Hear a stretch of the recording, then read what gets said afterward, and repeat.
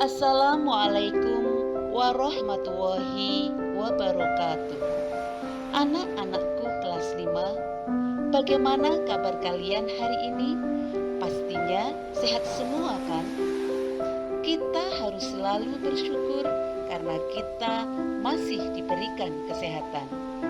Dengan sehat, aktivitas kita akan berjalan dengan lancar.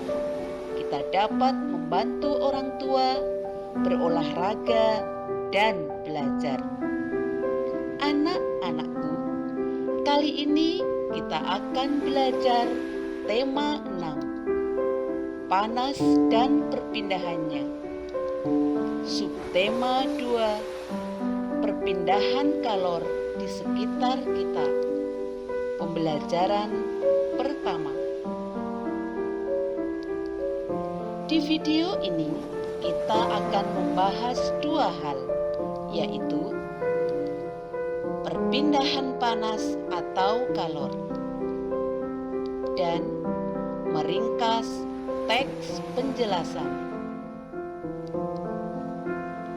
Setelah menyimak video pembelajaran ini, diharapkan anak-anak mampu menyebutkan cara-cara perpindahan panas atau kalor dengan benar.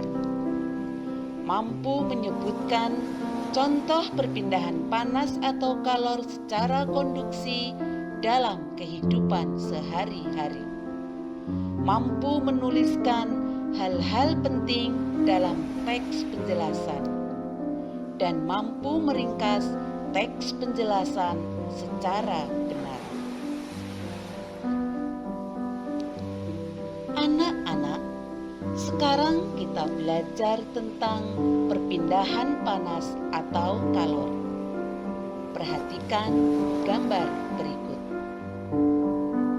Pada gambar, tampak seorang ibu dan anak sedang memasak di dapur.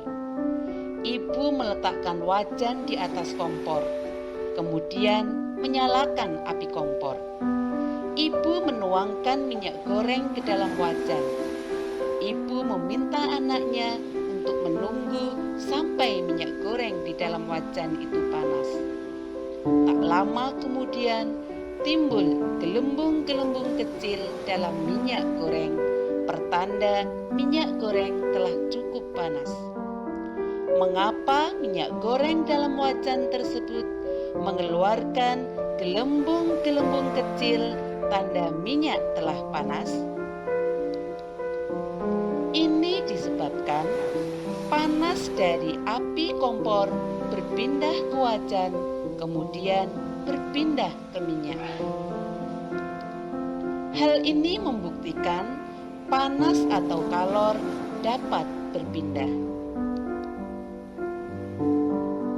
Sekarang kita perhatikan gambar kedua. Pagi hari, saat kita melakukan aktivitas di luar ruangan, kita akan merasakan hangatnya sinar matahari pagi. Padahal letak matahari dari bumi sangat jauh. Mengapa kita dapat merasakan hangatnya sinar matahari meskipun jaraknya jauh dari bumi? Ini karena panas dari matahari dapat berpindah, sehingga kita dapat merasakan hangatnya sinar matahari. Ini juga membuktikan bahwa panas atau kalor dapat berpindah. Anak-anak, mari kita ingat peristiwa saat ibu memasak. Panas dari api kompor berpindah ke wajan. Api kompor mempunyai suhu yang lebih tinggi bila dibandingkan dengan wajan. Ini menunjukkan bahwa panas atau kalor berpindah dari benda bersuhu tinggi ke benda bersuhu rendah.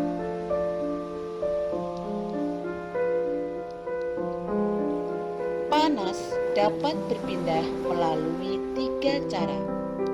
Yang pertama, dengan cara konduksi. Yang kedua, dengan cara konveksi. Dan yang ketiga, dengan cara radiasi.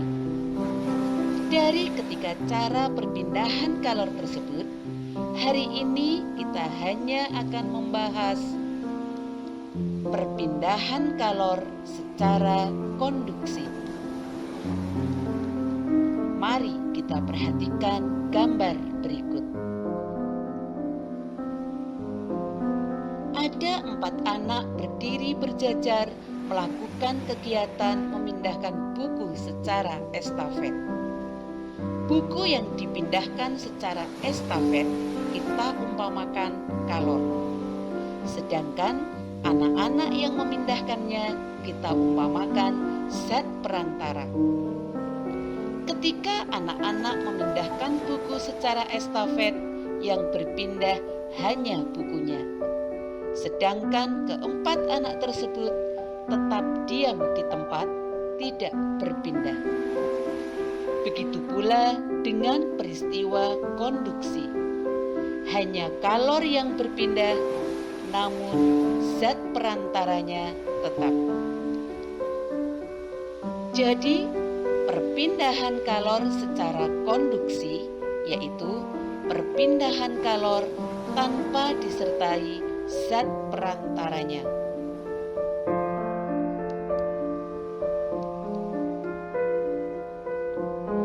Perpindahan kalor secara konduksi terjadi pada benda padat. Dalam kehidupan sehari-hari, perpindahan kalor secara konduksi sering kita jumpai. Misalnya, saat kita memasukkan sendok ke dalam air panas, lama-kelamaan ujung sendok tersebut akan terasa panas. Saat kita sedang memasak atau menggoreng, spatula yang kita letakkan di atas wajan akan terasa panas meskipun tidak bersentuhan dengan api. Saat kita menyetrika, alas besi setrika akan terasa panas meskipun tidak berhubungan langsung dengan arus listrik. Peristiwa-peristiwa ini merupakan contoh perpindahan panas secara konduksi dalam kehidupan sehari-hari.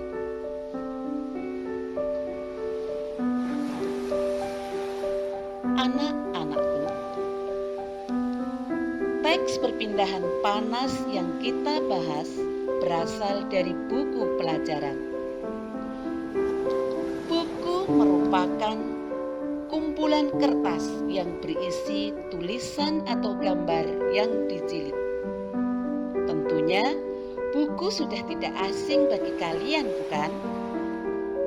Kalian sering membaca buku pelajaran maupun buku-buku cerita yang kalian pinjam dari perpustakaan. Ketika membaca, kita harus dapat memahami isi dari teks atau buku yang kita baca. Nah, anak-anak, sekarang kita akan mempelajari bagaimana meringkas teks penjelasan yang benar. Meringkas teks penjelasan melalui langkah-langkah sebagai berikut. Langkah yang pertama adalah kita harus dapat menemukan hal-hal penting dalam teks penjelasan. Yang kedua, menulis kembali hal-hal penting menjadi paragraf yang padu.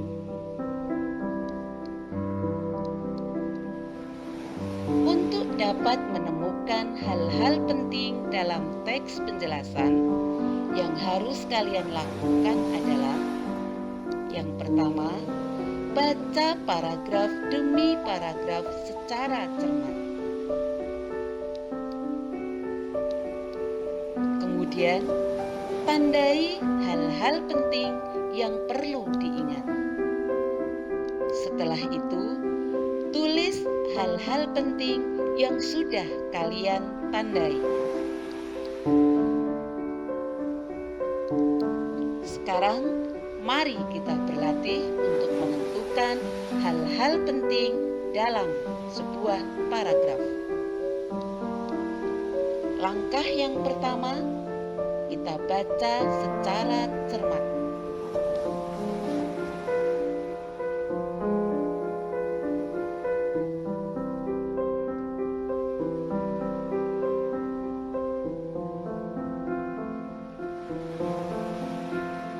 Setelah selesai kalian membaca, tandai hal-hal yang kalian anggap penting.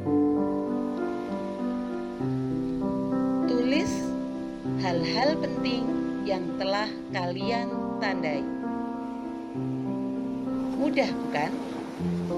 Sekarang kita berlatih untuk menemukan hal-hal penting dalam paragraf kedua. Caranya masih sama, yaitu dengan cara membaca secara cermat, tandai hal-hal penting, kemudian tulis hal-hal penting yang telah kalian tandai. Kita berlatih menentukan hal-hal penting dalam paragraf ketiga. Baca teks secara cermat, tandai, kemudian tulis kalimat-kalimat yang sudah kalian tandai. Mudah kan mencari hal-hal penting dalam teks penjelasan? Kalau kita sudah mampu menemukan hal-hal penting dari teks penjelasan, berarti kita sudah mampu memahami isi dari teks penjelasan tersebut. Setelah kita tulis hal-hal penting tiap paragraf, kita menuliskan kembali hal-hal penting tersebut menjadi paragraf yang padu. Jadilah ringkasan teks penjelasan. Anak-anakku, untuk membantu mengingat kembali materi yang sudah disampaikan, sekarang saatnya kita berlatih untuk mencari hal-hal penting pada teks penjelasan. Latihan ini kalian kerjakan dengan penuh semangat, tanggung jawab, teliti, dan harus percaya diri ya. Tulis jawabannya. Setelah itu, lanjut dengan latihan berikutnya. Jika sudah selesai, kalian bisa mengumpulkannya pada guru kalian masing-masing. Sampai di sini pembelajaran kali ini, semoga dapat bermanfaat untuk hidup kalian di masa depan. Tetap semangat, terus belajar, dan jangan lupa jaga kesehatan. Sampai jumpa di pembelajaran berikutnya. Terima kasih. Wassalamualaikum warahmatullahi wabarakatuh.